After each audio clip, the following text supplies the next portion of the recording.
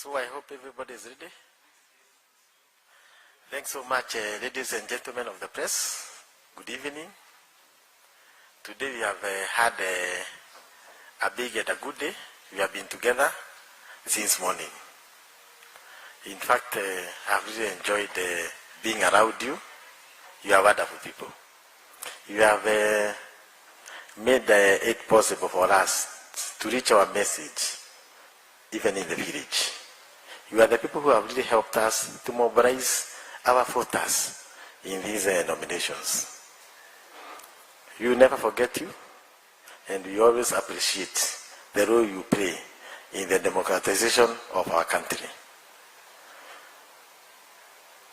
Myself and this board, we have really worked very hard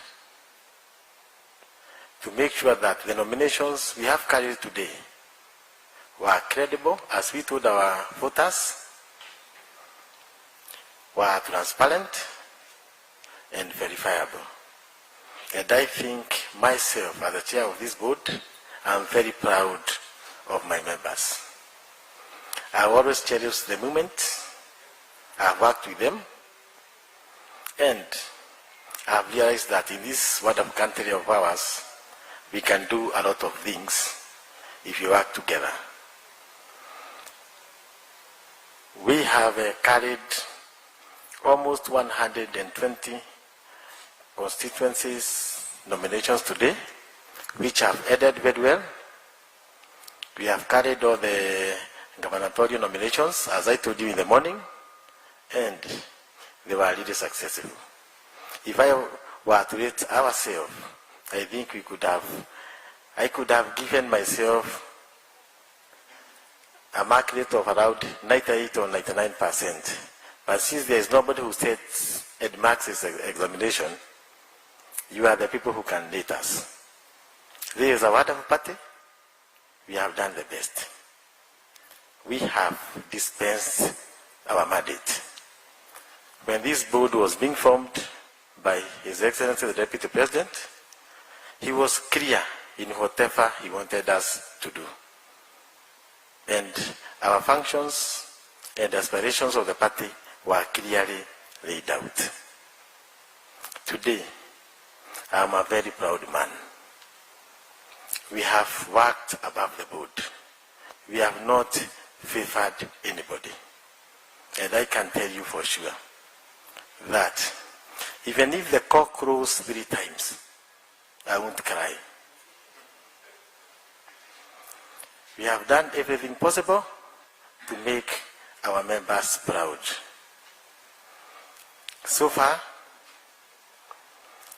our members and our officials on the ground are continuing with the tallying of the results, counting of the votes in all the constituencies, the wards, and the counties. We did our nominations. And sooner or later, you start getting the results, and at the same time relaying the results to our voters. There were some hiccups,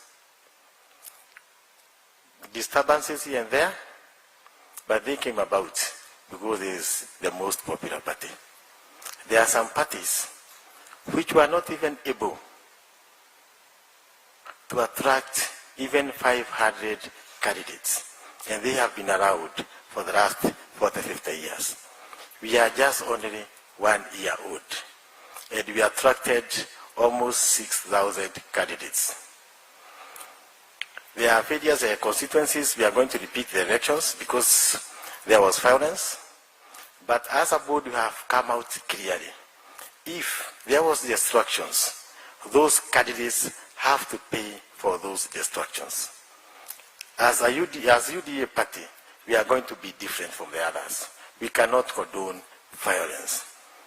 If any property was destroyed, may it be in Kamukoji or Starehe, before we conduct those nominations, those candidates must pay for the destructions of those materials.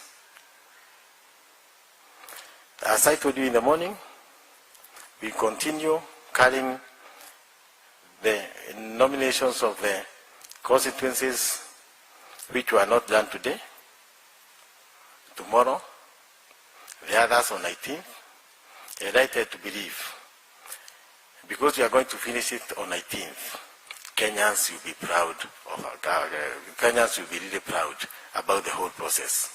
Thanks so much. May God bless you. May you continue supporting this party, and may we continue relating with one another. We have had 3 press conferences, and because there is somebody who asked me about our party leader when we were here, we have decided that party leader you wanted to come and see, so that he can come and reiterate that he is seriously in charge. You will come at 9 o'clock press briefing. So prepare all the questions. We don't shy from answering the questions. This party is open, and we don't have anything to hide. Thanks so much, and may God bless you. My good professor, you have always been a good company to me. Today you have really supported me, and I really have appreciated the role you have played as my personal friend. Continue doing wonderful things for this party. And members of the press, if you remember Professor, were it not for him, some of these 2 candidates could be in jail in Hague. But he's the person who really worked hard to make sure they are where they are. Let us always be remembering the good deeds our people have always done for us. So members of the press, do you have any question? Yes.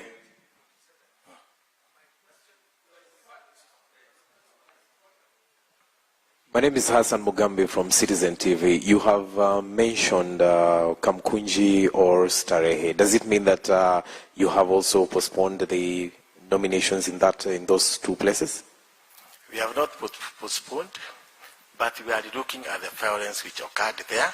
And if we find that there's somebody who sponsored the goons who attacked people there, we are going to disqualify that candidate.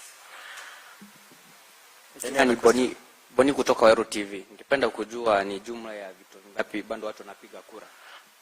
Ongeza volume kidogo. Vituo vingapi hivi, ndani ya vituo vingapi watu bado wanapiga kura? Vituo vingapi watu walipiga kura? Yes. Kama vile niliwaambia asubuhi, wale watu walianzisha kupiga kura kama wamechelewa, tutalipa hiyo masaa. Lakini tumesema by saa 3 tutakuwa tumefunga vituo vyote na kura ianze kuhesabiwa, na tutaanza kuhesabu kura ya governor tukienda chini mpaka ya MCA, na matokeo yote yale yatatangazwa at the polling center.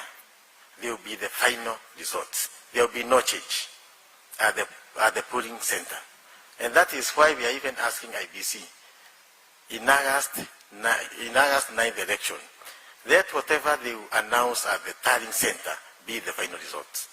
And we want to show them, we want to read them and show how results should be tallied so that we can gain confidence of the Kenyans. Any other question? Yeah, my name is Paul Kirobi from TV47. My question is, do you have maybe specific dates on when the exercise will be repeated in some areas where there was distraction? Bwana Kirubi, we have had 2 press conferences today. This is the 3rd one. And I was categorical. I was very clear. I gave the dates. And I said, there are some constituencies we will be conducting tomorrow, but by 19th, those will be our last dates of conducting these elections. Chair, thank you. Zainab Ismail, NTV. Are there timelines on when the vote counting and tallying must be completed? Different polling centers varies the number of voters. So we cannot say that we have given a deadline of saa 6 usiku leo. The process is fair, credible. All the agents are there, they are present. Whenever they are going to finish, but you cannot tell them to take forever. Whenever they are going to finish, they are going to relay the results, and all the agents must agree on those results. Thanks so much. Professor, come and apologize to these members of for the state because of disturbing them today.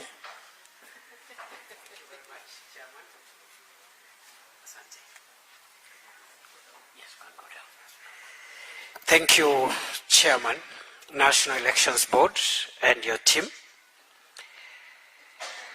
Ladies and gentlemen, my name is Kithure Kindiki, a member of the UDA party. Voting has closed across the country, as the chairman of the National Elections Board has announced. And we want to take this opportunity as a party to thank all UDA members who came out to vote and those who are continuing to vote in cases of extended voting for those areas that started late. As the chairperson of the National Elections Board has announced, voting will continue until the last person has voted, because no one should be denied their democratic right to choose their leaders. The exercise has been largely successful, and the party appreciates the role of voters and the role of leaders who are aspiring for various positions for keeping the peace and ensuring that this exercise is successful. The party notes with concern that there has been isolated cases of violence and misconduct. The relevant organs of the party are seized of those cases, as has been reiterated throughout the day, and firm and resolute action will be taken against any person who is found to have been culpable of election misconduct, disorderly conduct, election violence, harassment, intimidation, or obstruction of the democratic process. Ladies and gentlemen, this has been the most elaborate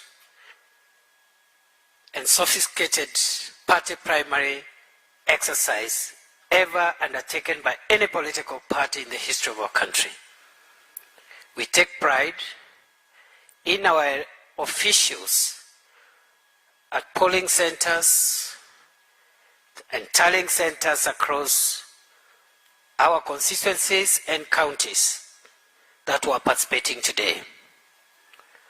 We repeat that in the very few counties that this exercise was not going on, this is not an indication that UDA will not be fielding candidates there. The UDA, as a national party, will field candidates for all elective positions in the 47 counties of the Republic of Kenya, the 290 constituencies of the Republic, and the 1,450 wards in our country. And a question had been raised earlier on the commitment made earlier by our party leader, His Excellency William Ruto, that he will take personal responsibility on the success and outcome of today's exercise. I would like to confirm to our party members and to all Kenyans that the party leader has been seized of the exercise since it started at 6 a.m. this morning.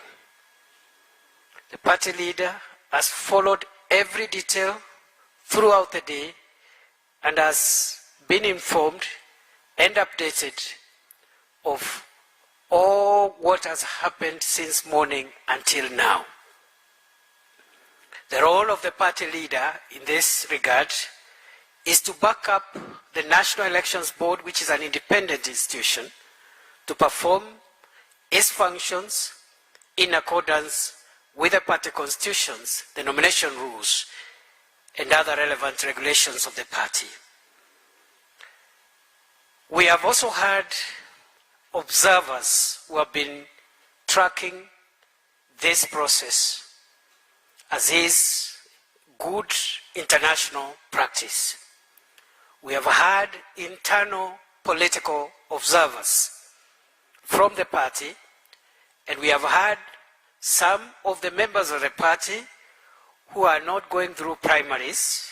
They could be candidates or aspirants, but some of them have been involved in just observing in areas outside their electoral areas where they are seeking election or re-election. And we are very proud of the role played by these volunteers just to ensure that our party succeeds. Their role was merely to observe and to handle any issues that required an interface of the political decision-making process with the technical decision process of the party structures. We have also had over 50 international observers from different countries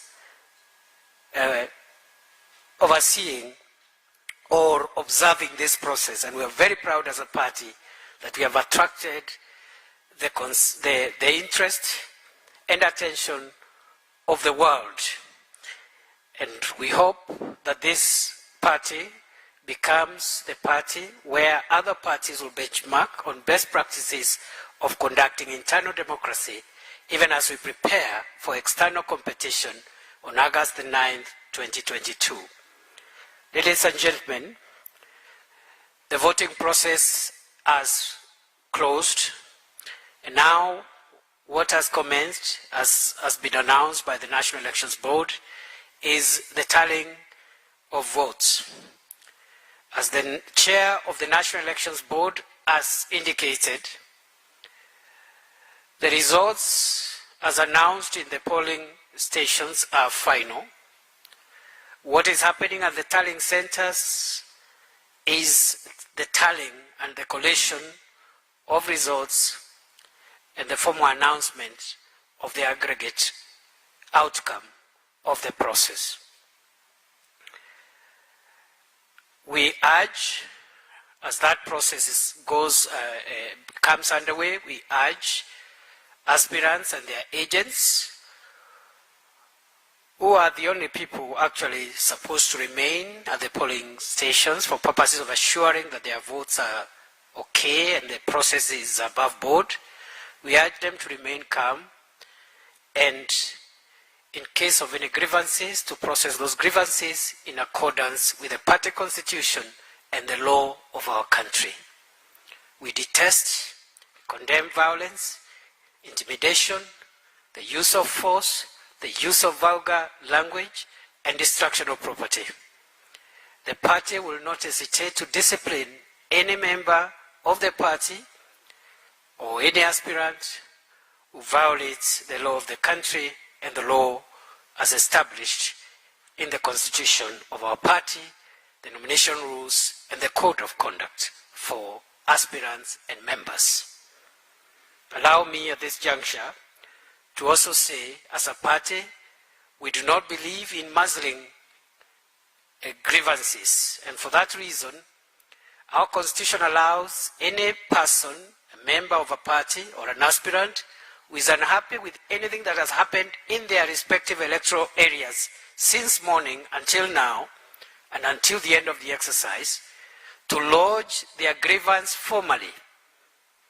To lodge their grievance formally in writing, as will be directed by the Electoral Disputes Resolution Committee, whose chairperson and members will be taking the stage shortly to announce to the party members, aspirants, and the country the next steps in terms of making sure that any bona fide grievances are addressed fairly, impartially, and without interference from any corner whatsoever. The Electoral Dispute Resolution Committee, therefore, will get seized of its mandate with immediate effect and will work in consultation with the National Elections Board as per the party constitution to deliver justice to the voters and the aspirants who braved the long hours today to exercise their democratic right. As has been announced by the chairperson of the National Elections Board, the party leader, our leader, will be addressing the nation at 9 p.m. to provide leadership and also to be able to give an assessment of the journey that you have traveled as a party today. Once again, ladies and gentlemen, we're very proud of what this party has done, and we wish all our aspirants well. Of course, we know not everyone will win. Out of the 5,000 aspirants, there are only 888 positions available, meaning 4,122 of our aspirants will not be successful tonight.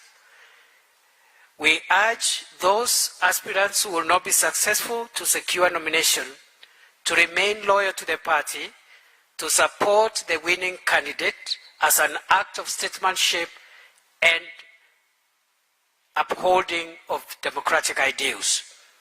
We promise as a party that those who are not successful will be accommodated and will have a role to play going forward in the party and in the UDA Kenya Kwanza administration that will be formed on 10th of August after the oncoming general election. Thank you very much. I wish you well. Please wait for the final word from the party leader at 9 p.m. But in the meantime, it is now my humble duty and pleasure to invite the chairperson of the UDA Electoral Disputes Resolution Committee, together with the team members who are here, to take over the remaining process, and then we shall wind up. You may have to have any questions answered by them, and after that we'll end this press conference and wait for the final press conference of the day at 9 p.m. Thank you very much. God bless Kenya. God bless UDA. Welcome, Mr. Chairman.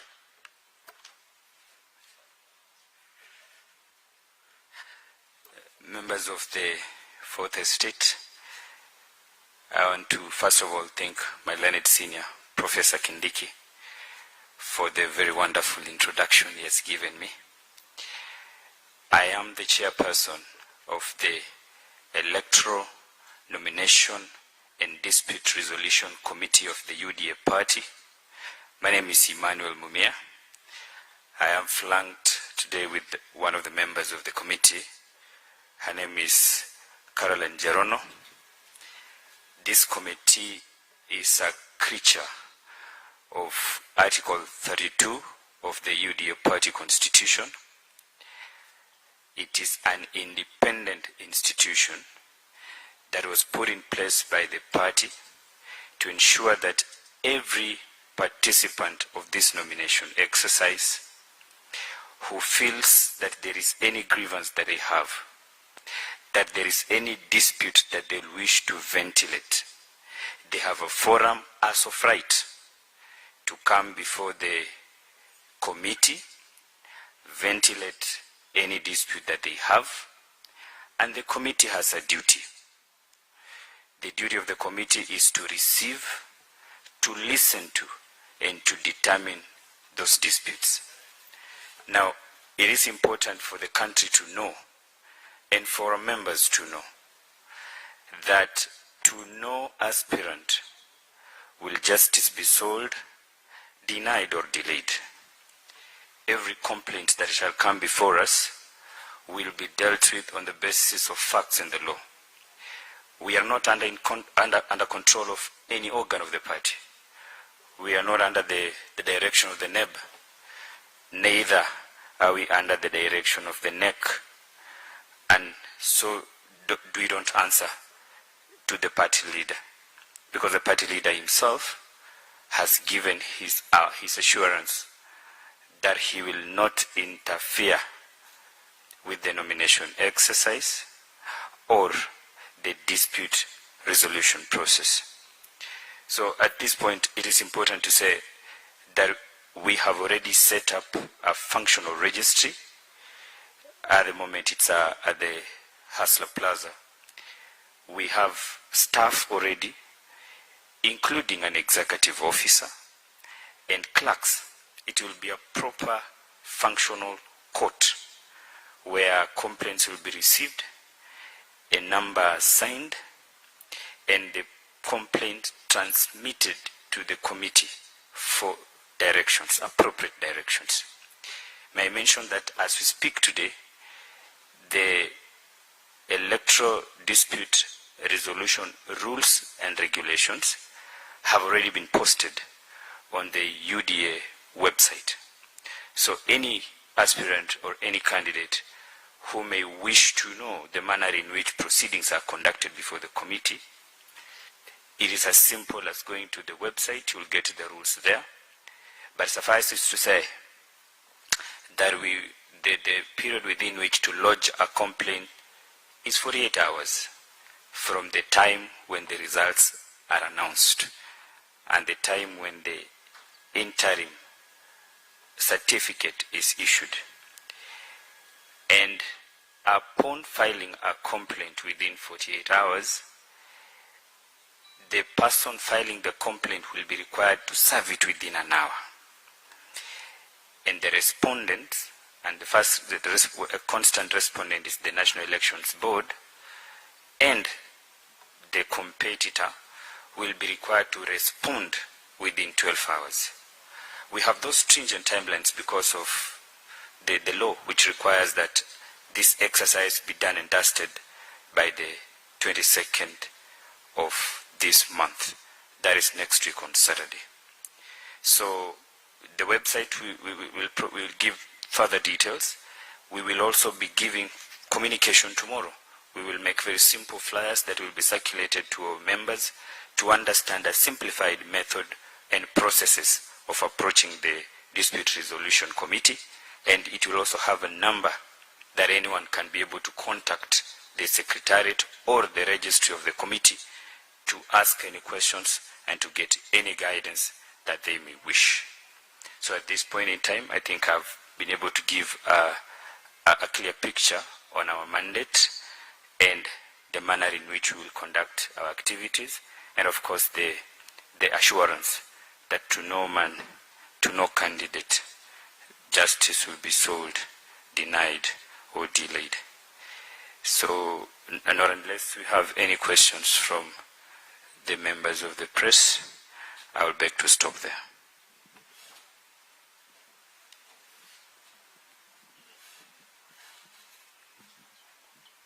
Thank you. I'm Julius from the Star newspaper. Just two issues only. The first one is I wanted to know the number of the members. How many members make up that board or rather committee? And then two, we've had complaints from various aspirants, especially in Bomet and other areas. I don't know whether these complaints have officially reached you. Like, have you received complaints so far since the exercise started, or until after the results are announced is when you will accept or receive the complaints? I don't know if I can write anywhere. Okay, maybe if before we take any other question, I can start with those two. The committee, under the party constitution, it allows for 9 members. So the total number of members of the committee are 9, but the quorate or the quorum is formed by 3 members. And because we are hoping that we do not have so many complaints, that is, with the hope that the elections have been done freely and fairly. But we also know that there may be many complaints. For that reason, the party constitution allows empanelment of 3 panels that can be presided by a chair. But the decision they give is a decision of the committee. So they'll be listening to the disputes at the same time. So the second question you've asked, whether we have officially received the complaints mentioned by Bomet and whatnot. We are not received with any official complaint as at now. But immediately we get the complaints, the committee is ready to sit, and the committee will sit, over and beyond the working hours. We will sit day and night. That is an assurance you can give, to make sure that every person is heard and all the disputes are dispensed with within the timelines that I've mentioned. Thank you very much.